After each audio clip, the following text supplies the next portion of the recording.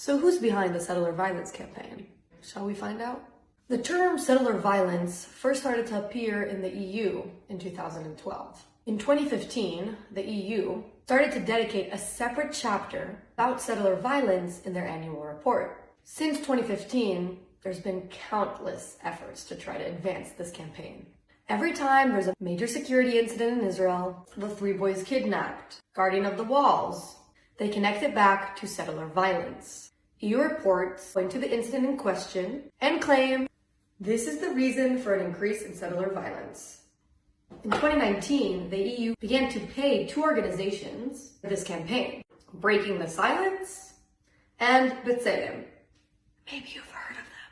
In 2019, they were both paid 300,000 euros to spearhead the campaign, out of a total of 130 million shekel budget going to projects in the occupied Palestine territories. They were paid to provide information and strategic and objective analysis regarding settler violence. Between 2012 and 2020, B'Tselem hoarded donations amounting to 13 million from governmental sources alone.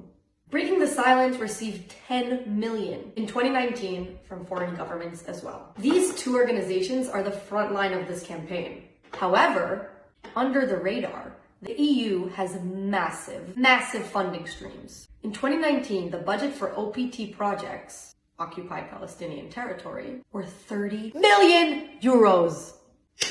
It's this money that's creating the data sources upon which foreign governments, especially foreign media, all rely on. Look at your government's recent statements. They rely on this data. They simply copy-paste from these sources and take it as if it's gospel. OCHA, the Palestinian Authority, B'Tselem, Breaking the Silence, they all lie. And aren't you glad you learned something new today? Aren't you glad to know a little bit more about where your government's funding is going? I sure am.